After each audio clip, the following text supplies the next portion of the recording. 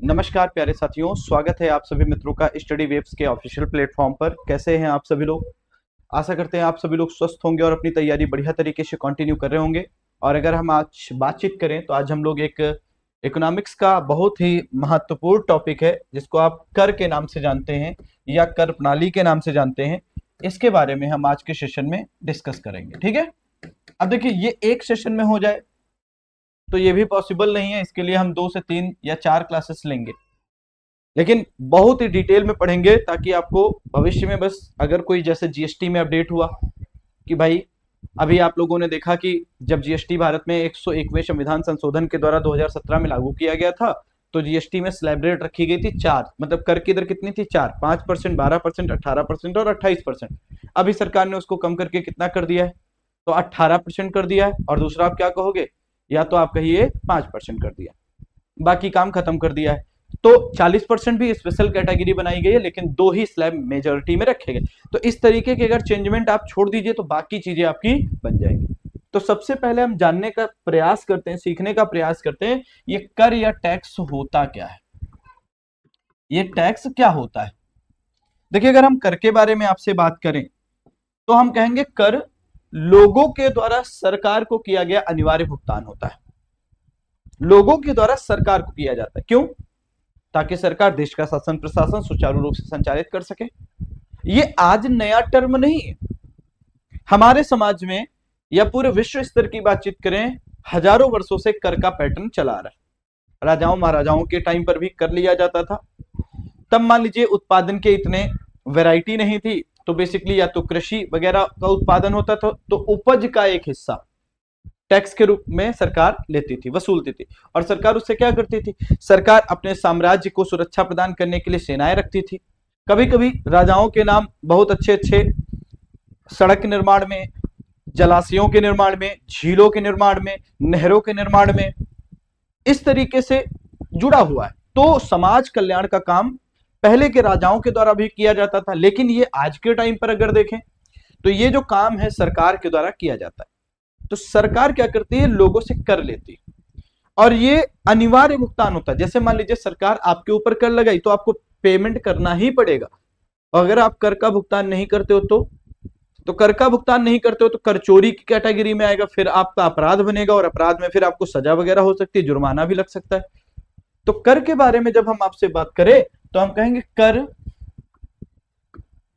लोगों के द्वारा सरकार को किया गया अनिवार्य भुगतान होता है।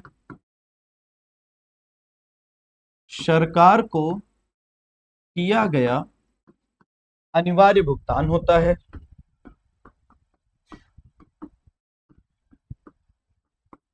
अनिवार्य भुगतान होता है जो लोगों के द्वारा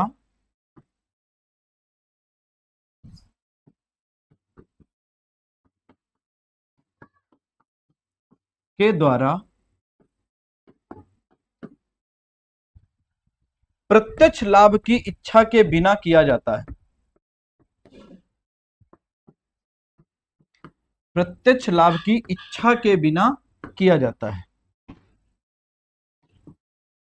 बिना किया जाता है। मतलब क्या है? जैसे मान लीजिए आपने सरकार को इनकम टैक्स दिया, कितना? सपोज करिए साल भर में 10,000 का इनकम टैक्स आपने सरकार को दिया।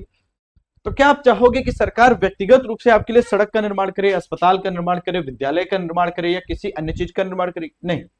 तो प्रत्यक्ष लाभ की इच्छा हम लोगों की नहीं होती, लेकिन हाँ, ये सामूहिक इच्छा होती है कि भाई इस देश की सड़कें अच्छी हो, अस्पताल अच्छे हो, विद्यालय अच्छे हो, ताकि वहां पर क्या हो सके, हम डेवलपमेंट के काम सुचारू रूप से संचालित कर सके। मतलब आसान सी भाषा में कहें, कर लोगों के द्वारा सरकार को किया गया अनिवार्य भुगतान होता है जो लोगों के द्वारा प्रत्यक्ष लाभ की इच्छा के बिना किया जाता है। अच्छा, ये कर क्यों वसूला जाता है? प्रश्न उठता है, सरकार कर क्यों वसूलती है? मतलब उद्देश्य क्या होते हैं सरकार के कर वसूलने का उद्देश्य? कर वसूलने का उद्देश्य क्या होता है? What is the motive of tax collection by government? क्या मोटिव होता है? जल्दी से बताइएगा, सोचिए इसके बारे में।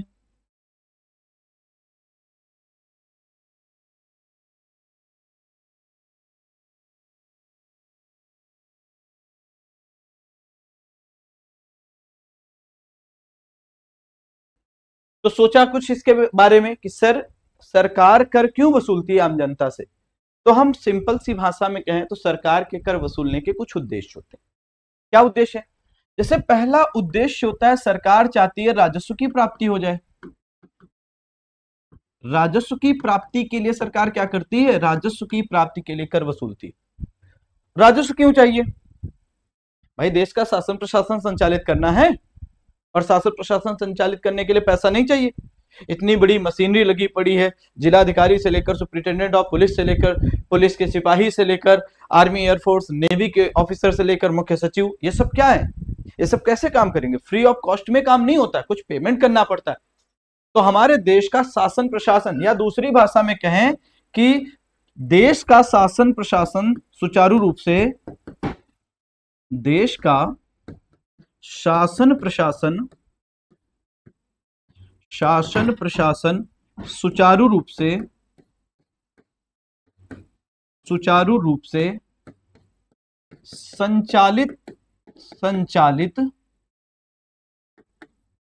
संचालित किया जा सके।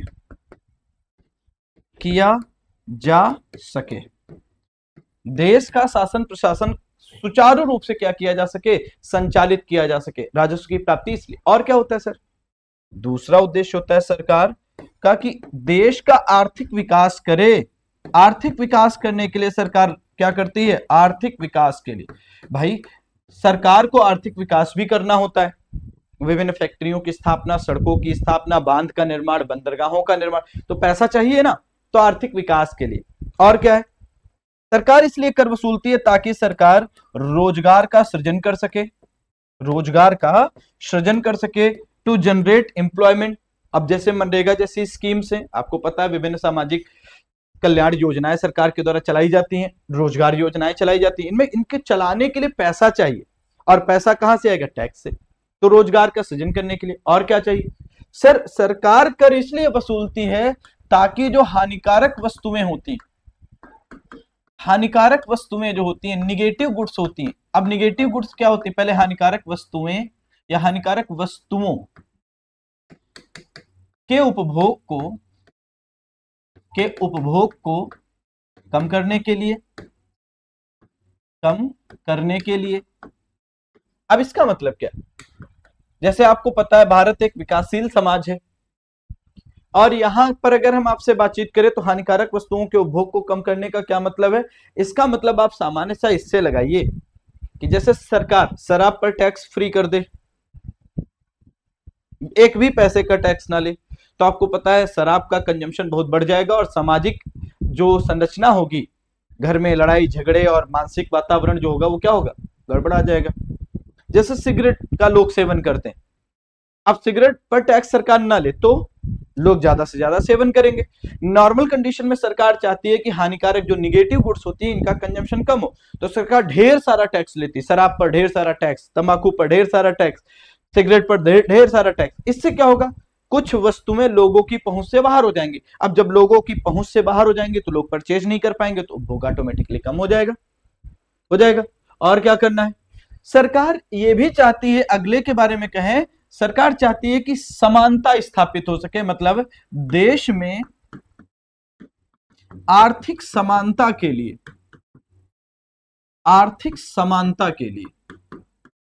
आर्थिक समानता लाने के लिए कि लोगों के मध्य क्या हो? आर्थिक समानता हो, इसलिए सरकार कर लेती। जैसे एग्जाम्पल की बात करें, एक एग्जाम्पल लेंगे तो ये ज्यादा बढ़िया से हमको समझ में आएगा। एग्जाम्पल के माध्यम से हम इसको समझते हैं। जरा देखिए क्या है। देखिए जैसे मान लीजिए एक व्यक्ति है ए और एक व्यक्ति है बी। ए व्यक्ति जो है, सपोज करिए ये साल भर में 2 लाख रुपए कमाता है। कितना रुपया कमाया? 2 लाख रुपया। बी व्यक्ति है, साल में कितना रुपया कमाता है? 30 लाख रुपया कमाते हैं।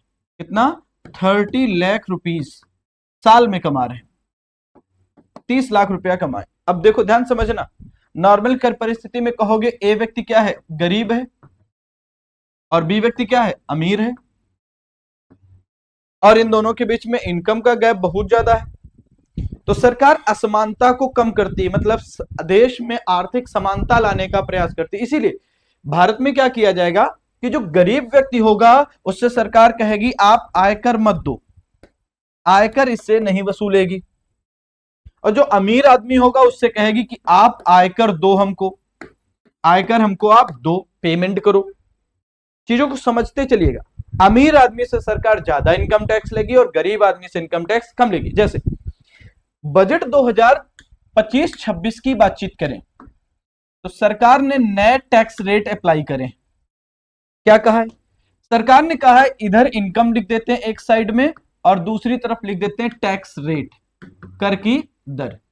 2025-26 में सरकार ने यह कहा है कि अगर व्यक्ति की इनकम 0 रुपए से लेकर 4 लाख रुपए के मध्य होती है तो हम 1 भी परसेंट व्यक्ति से टैक्स नहीं लेंगे। मतलब 4 लाख से कम इनकम है तो व्यक्ति को हम मानेंगे गरीब है।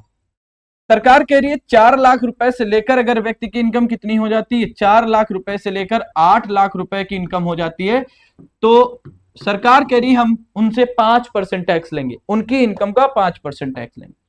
सरकार कह रही है अगर व्यक्ति की इनकम 8 लाख रुपए से लेकर 12 लाख रुपए तक हो जाती है तो हम कितना टैक्स लेंगे? 10% टैक्स लेंगे। सरकार ये कह रही है कि अगर व्यक्ति की इनकम 12 लाख रुपए से लेकर 16 लाख रुपए के मध्य हो जाती है तो हम उससे कितना टैक्स लेंगे? 15% टैक्स लेंगे। सरकार ये कह रही है कि अगर व्यक्ति की इनकम 16 लाख से लेकर 20 लाख रुपए के मध्य हो जाती है तो हम उससे 20% टैक्स लेंगे। और सरकार ये कह रही है कि अगर व्यक्ति की इनकम 20 लाख से 24 लाख के मध्य होती है तो कितना टैक्स लेंगे? 25% टैक्स लेंगे। और सरकार ये कह रही है कि जब व्यक्ति की इनकम 24 लाख रुपया या इससे अधिक होती और इससे अधिक हो जाएगी तो हम व्यक्ति से कितना टैक्स लेंगे? 30% टैक्स लेंगे। अब सोचो, गरीब आदमी से सरकार किसी प्रकार का टैक्स नहीं ले रही, गरीब इनकम टैक्स पे नहीं करेगा, लेकिन जितना इनकम बढ़ती चली जाएगी टैक्स का रेट क्या होगा? उतना ज्यादा होता चला जाएगा। तो सरकार इन लोगों से पैसा कलेक्ट करेगी, अमीर आदमियों से क्या लेगी? अमीर आदमियों से टैक्स लेगी। और अमीर आदमी से टैक्स लेकर क्या करेगी? तो देश के आर्थिक विकास के लिए बहुत सारे प्रोग्राम, जैसे आपने देखा होगा सरकार पब्लिक डिस्ट्रीब्यूशन सिस्टम चलाती है। Public distribution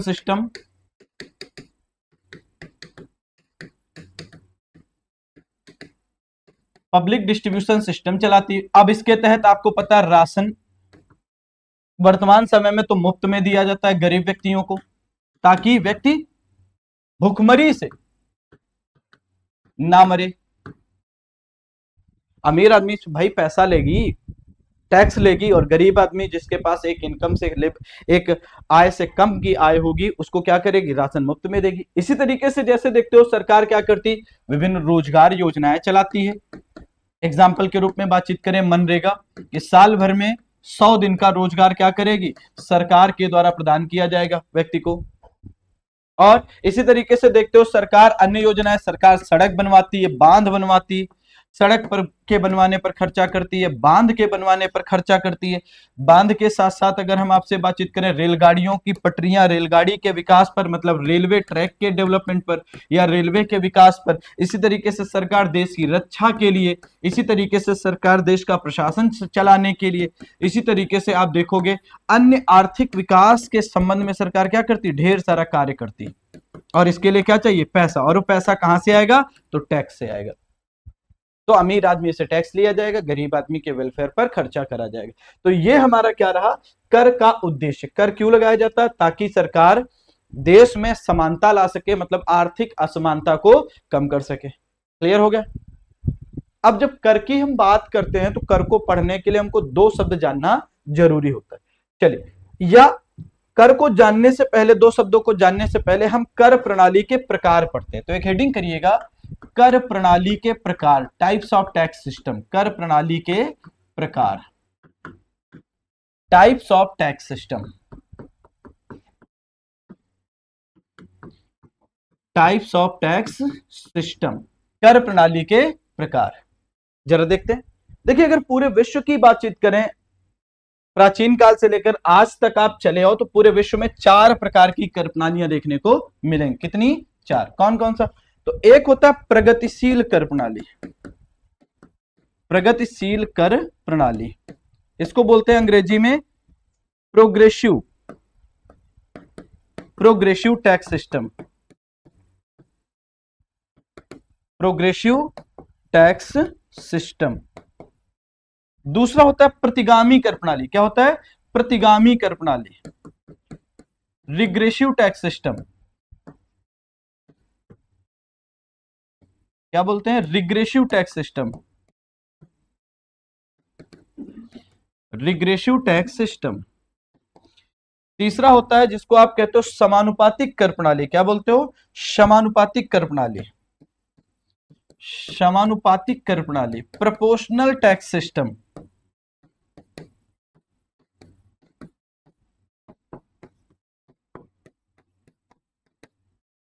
proportional tax system. और चौथा जो होता है उसको क्या बोलते हैं? तो चौथे की जब हम आपसे बात करते हैं तो चौथा होता है अवक्रमिक कर प्रणाली, डिग्रेसिव टैक्स सिस्टम। अवक्रमिक कर प्रणाली, या फिर आप क्या कीजिए, डिग्रेसिव टैक्स सिस्टम, डिग्रेसिव टैक्स सिस्टम। ये क्या हो गया? ये हमारे यहाँ कर, पूरे विश्व में 4 प्रकार की कर प्रणालियां पाई जाती है। अब इसमें से हमको एक एक करके पढ़ना है। तो सबसे पहला पढ़ते हैं प्रगतिशील कर प्रणाली। तो एक टाइटल करिएगा, प्रगतिशील कर प्रणाली क्या होता है। प्रगतिशील कर प्रणाली के बारे में हम जानते हैं। प्रोग्रेसिव टैक्स सिस्टम क्या होता है? प्रोग्रेसिव टैक्स सिस्टम क्या होता है? चलिए प्रोग्रेसिव टैक्स सिस्टम समझने का प्रयास करते हैं। आसान सी भाषा में अगर हम आपसे कहें, तो आसान सी भाषा में अगर मैं आपको कहूं, बिल्कुल आसान सी सिंपल सी भाषा में, तो एक ग्राफ के माध्यम से अगर मैं इसको बताने का प्रयास करूं, तो ये आपकी हो गई, सपोज करिए ये वाई एक्सिस हो गया, और इधर मैंने क्या बना दिया, इधर सपोज करिए मैंने बना दिया ये एक्स एक्सिस हो गया। तो ये आपका वाई एक्सिस हो गया, ये आपका हो गया एक्स एक्सिस, और ये आपका ओरिजिन का पॉइंट हो गया। ये क्या हो गया? ओरिजिन का पॉइंट हो गया। ठीक है, ठीक है। और हम वाई एक्सिस पर क्या दिखाते हैं? वाई एक्सिस पर हम टैक्स रेट को दिखाते हैं। क्या दिखाते हैं? टैक्स रेट को दिखाते हैं, कर की दर को। और एक्स एक्सिस पर क्या दिखाएंगे? इनकम को दिखाएंगे, व्यक्ति की टैक्सेबल इनकम या नॉर्मल इनकम के रूप में आप ट्रीट कर लो। प्रगतिशील कर प्रणाली क्या होती है? प्रगतिशील कर प्रणाली का मतलब यह होता है ऐसी कर प्रणाली जिसमें आय में वृद्धि के परिणाम स्वरूप व्यक्ति की आय बढ़ रही है, और व्यक्ति की अगर आय बढ़ रही है तो कर की दर भी बढ़ रही हो। अब देखो इसको, मैंने कहा आय में वृद्धि के परिणाम स्वरूप आय बढ़ती जाएगी, बढ़ती जाएगी, बढ़ती जाएगी, तो टैक्स रेट क्या होगा? बढ़ता जाएगा, बढ़ता जाएगा, बढ़ता जाएगा। तो प्रगतिशील कर प्रणाली कहते हैं। देखो व्यक्ति की इनकम सपोज करिए, मैंने कहा ये पॉइंट मान लेते हैं ओरिजिन वाला, इसको कह देते हैं 0। व्यक्ति की इनकम सपोज करिए 8 लाख, ये देखो टैक्स इतना देना पड़ रहा। व्यक्ति की इनकम 8 से बढ़कर 12 लाख हो गया, टैक्स का रेट देखो और बढ़ गया। 12 लाख से 16 लाख हो गया, टैक्स का रेट और बढ़ गया। 16 लाख से 20 लाख हो गया, टैक्स का रेट और बढ़ गया। देखो इनकम बढ़ रही है, ये देखो इनकम इस तरफ जाएगी तो बढ़ेगी। अब इधर 4 कह दो, इधर 8 कह दो, इधर 12 कह दो, इधर 16 कह दो, इधर 5 कह दो, इधर 10 कह दो, इधर 15 कह दो, इधर 20 कह दो, देखो बढ़ रहा है कि नहीं? तो वह कर प्रणाली जिसमें आय में वृद्धि के परिणाम स्वरूप कर की दर में भी वृद्धि होती है, उसको क्या कहते हैं? उसको हम कहते हैं प्रगतिशील कर प्रणाली। तो एक लाइन में लिख लो, वह कर प्रणाली जिसमें, वह कर प्रणाली जिसमें, जिसमें आय में वृद्धि के परिणाम स्वरूप, वृद्धि के परिणाम स्वरूप, आय में वृद्धि के परिणाम स्वरूप कर की दर में वृद्धि होती है, कर की दर में वृद्धि होती है, वृद्धि होती है, प्रगतिशील कर प्रणाली कहते हैं, प्रगतिशील कर प्रणाली कहते हैं, प्रगतिशील कर प्रणाली कहते हैं। अब आपको मैंने बताया प्रगतिशील कर प्रणाली है। अब भारत में देखा आपने, भारत का सिस्टम देखो, इनकम टैक्स कैसा है, ये देखो आय बढ़ रही, टैक्स का रेट बढ़ता जा रहा है, आय बढ़ रही, टैक्स का रेट बढ़ता जा रहा है। तो भारत की आयकर प्रणाली कैसी है? तो आप कहोगे प्रगतिशील कर प्रकार की है। तो एक लाइन में लिखो, भारत में आयकर भारत में आयकर, भारत में आयकर, भारत में आयकर की प्रकृति, प्रकृति प्रगतिशील प्रकार की है, प्रगतिशील प्रकार की है, प्रगतिशील प्रकार की है। और आपने ये भी देखा कि प्रगतिशील कर प्रणाली का जो प्रभाव होता है गरीब पर नहीं पड़ता है। तो हम कहेंगे प्रगतिशील कर प्रणाली का प्रभाव, प्रगतिशील कर प्रणाली का प्रभाव, का प्रभाव गरीब वर्ग पर नहीं पड़ता है, गरीब वर्ग पर नहीं पड़ता है, लेकिन अमीर वर्ग इससे, अमीर वर्ग को इससे क्या होता है, नुकसान होता है। लेकिन अमीर वर्ग को या अमीर वर्ग को इससे नुकसान होता है, नुकसान होता है, इससे नुकसान होता है। ये आपका सिस्टम है। तो क्या समझ में आया? देखो एक बार ग्राफ को देखो फिर से।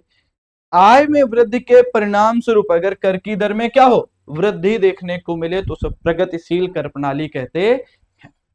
अभी ग्राफ आपको बनाना है और ये डेफिनेशन। और भारत में कैसा इनकम टैक्स है, तो भारत का इनकम टैक्स का नेचर प्रोग्रेसिव टाइप का है, प्रगतिशील प्रकार का। और प्रगतिशील है तो आपने ये देखा कि 0 से 4 लाख रुपए की इनकम पर कोई टैक्स नहीं देना, मतलब गरीब वर्ग पर इसका प्रभाव नहीं पड़ता, लेकिन अमीर वर्ग इससे बहुत ज्यादा प्रभावित होता है। क्लियर हो गया? दूसरा अगली हेडिंग करिएगा, प्रतिगामी कर प्रणाली, प्रतिगामी कर प्रणाली, रिग्रेसिव टैक्स सिस्टम,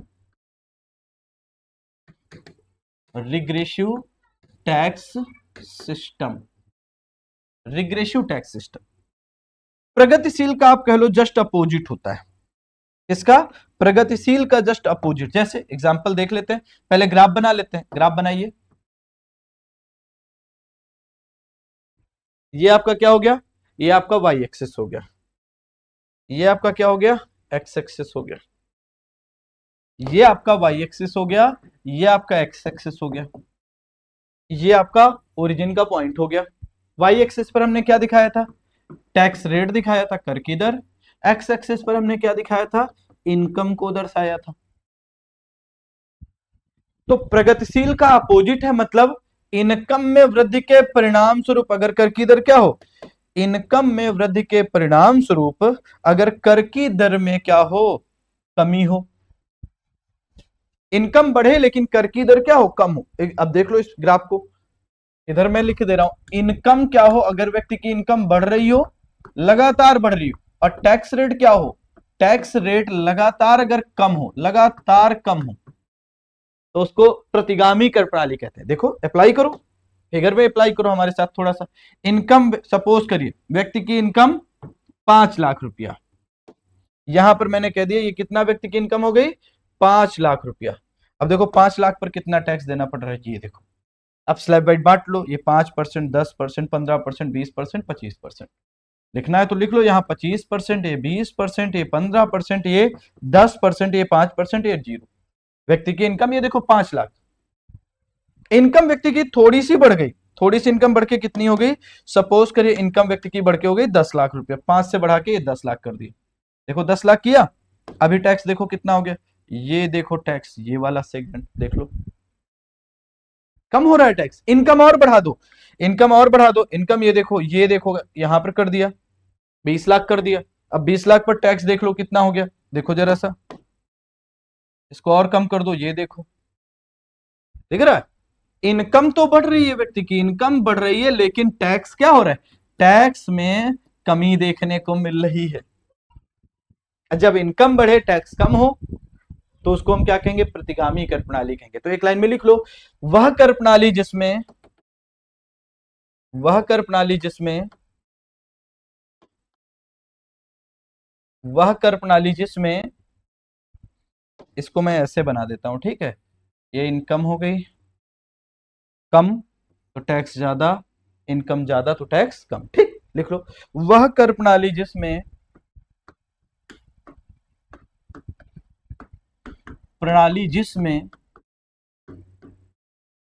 जिसमें आय में वृद्धि के परिणाम स्वरूप आय में वृद्धि के परिणाम स्वरूप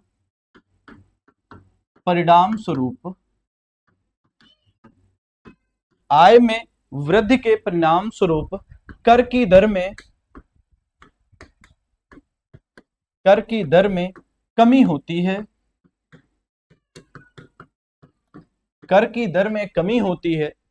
वह कर प्रणाली जिसमें आय में वृद्धि के परिणाम स्वरूप कर की दर में कमी होती है, प्रतिगामी कर प्रणाली कहते हैं। प्रतिगामी कर प्रणाली कहते हैं। आप देखोगे ये जो है भारत में जो जीएसटी है, भारत में जीएसटी या वस्तु एवं सेवा कर की प्रकृति प्रतिगामी प्रकार की है। प्रतिगामी प्रकार की है। और प्रतिगामी कर प्रणाली का एक नुकसान गरीबों पर ज्यादा पड़ता है, मतलब इसका प्रभाव, इसका नकारात्मक प्रभाव या इसका सर्वाधिक नकारात्मक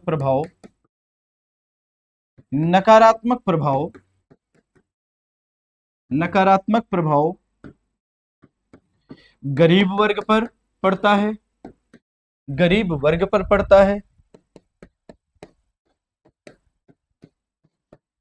अमीर वर्ग इससे क्या होता है, अमीर वर्ग को इससे नुकसान नहीं होता, अमीर वर्ग को इससे फायदा होता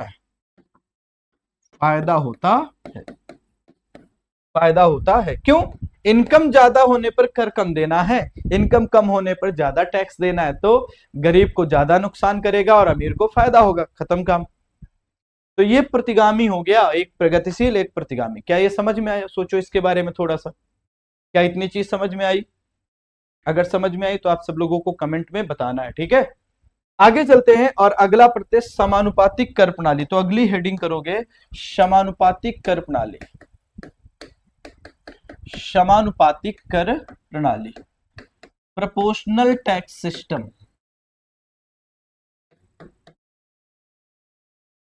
प्रोपोर्शनल टैक्स सिस्टम ये राजाओं महाराजाओं के टाइम पर चलता था। अगर जैसे मैं आपको बताऊं, आप देखो जरा एक ग्राफ बना के देखते हैं पहले, फिर आगे बात करते हैं। ये आपका वाई एक्सिस हो गया, ये आपका हो गया एक्स एक्सिस, ठीक। ये वाई एक्सिस और इधर हम दिखाते हैं टैक्स रेट को, और इधर हो गया एक्स एक्सिस, इधर हम दिखाते हैं इनकम को, आय को, और ये आपका ओरिजिन पॉइंट, ठीक। और राजाओं महाराजाओं के टाइम पर राजा महाराजा एक दर से टैक्स वसूलते थे, कोई भेद नहीं। उपज का 1/2, उपज का 1/3, उपज का 1/4, उपज का 1/5, उपज का 1/6 उपज का हिस्सा लेंगे। आपके खेत में 10 क्विंटल अनाज का उत्पादन हुआ है तो 1/5 देना, 100 क्विंटल उत्पादन हुआ तो 1/5 देना। मतलब अगर हम सामान्य भाषा में इसको क्या करें, इंटरप्रेट करें, तो क्या निकलेगा, मतलब इनकम चाहे व्यक्ति की जितनी हो, 5 लाख हो, 10 लाख हो, 20 लाख हो, 50 लाख हो, 5 करोड़ हो, सेम रेट से टैक्स अगर अदा करना पड़े। वह कर प्रणाली जिसमें आय के प्रत्येक स्तर से सबको, आपको भी 5%, हमको भी 5% देना, इनकम कितनी है उससे फर्क नहीं पड़ता है। अब ये तो कहेंगे सर अच्छा नहीं भैया, अच्छा कैसे? गरीब आदमी 10,000 कमाया, उसको भी 10% देना, मतलब 10,000 साल का कमाया तो 10% देना है, तो कितना हो गया, 1,000 चला गया उसका टैक्स में। अमीर आदमी 1 करोड़ कमाया, 1 करोड़ का 10%, मतलब उसकी इनकम पर कुछ प्रभाव नहीं पड़ा। मतलब समानता का भाव तो ये लाती है, लेकिन गरीब लोगों को इससे ज्यादा नुकसान होता है। तो एक लाइन में अगर लिखना पड़े तो हम क्या लिखेंगे, कहेंगे वह कर प्रणाली जिसमें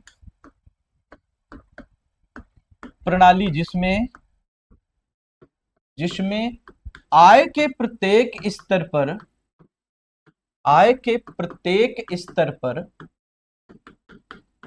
पर समान दर से कर अदा करना पड़े,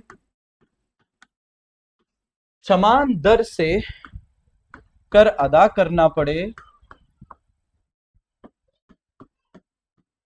क्या कहते हैं? समानुपातिक कर प्रणाली कहते हैं, कर प्रणाली कहते हैं।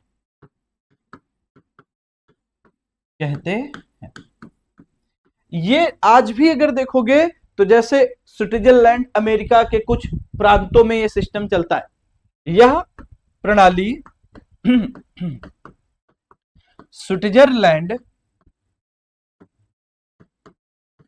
और अमेरिका के कुछ प्रांतों में लागू है।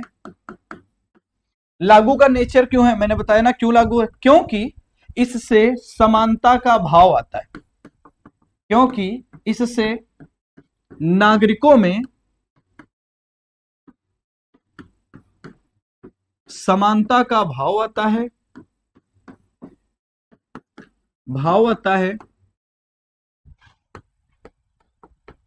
और उन्हें लगता है कि सरकार उनके साथ में भेदभाव नहीं कर रही है। लेकिन वास्तविकता क्या होती है? वास्तविकता ये होती है इसका, लेकिन यह जो है गरीब व्यक्ति को ज्यादा प्रभावित करती है।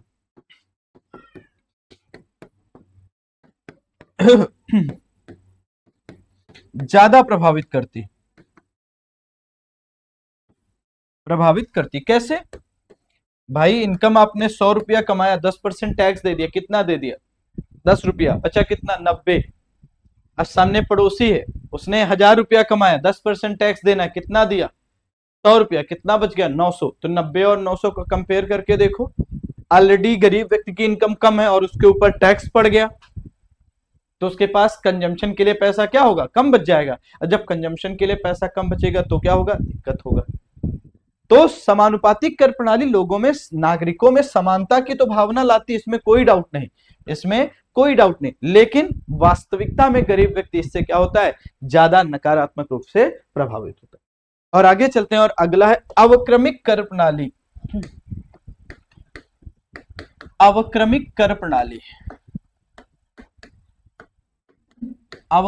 कर प्रणाली या डिग्रेसिव टैक्स सिस्टम।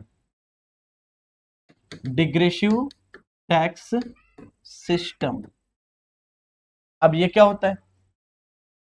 ग्राफ से ज्यादा अच्छे समझ में आएगा। तो ये आपका वाई एक्सिस हो गया, जिस पर हम क्या दिखाते हैं? टैक्स को। और ये आपका क्या हो गया? दूसरी तरफ हमने दिखा दिया, ये आपका एक्स एक्सिस, ये आपका टैक्स रेट हो गया। सॉरी, ये टैक्स रेट हो गया, और ये क्या हो गया? ये आप वाई एक्सिस होता है, ये ओरिजिन होता है, ये एक्स एक्सिस होता है, इधर इनकम होता है।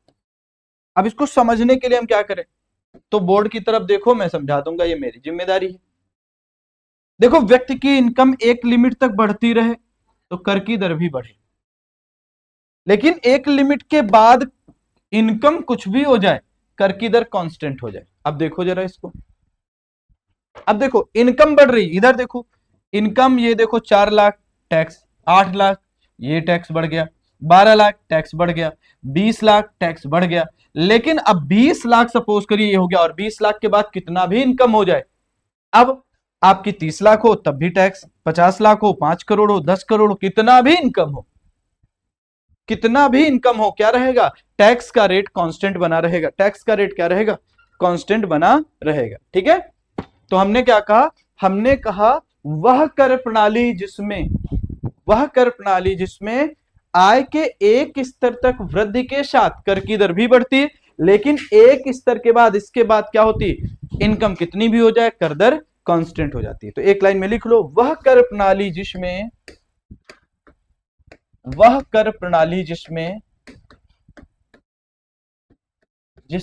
आय के एक स्तर तक वृद्धि के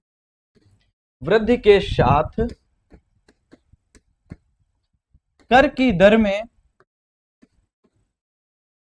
दर में वह कर प्रणाली जिसमें आय के एक स्तर तक वृद्धि के साथ कर की दर में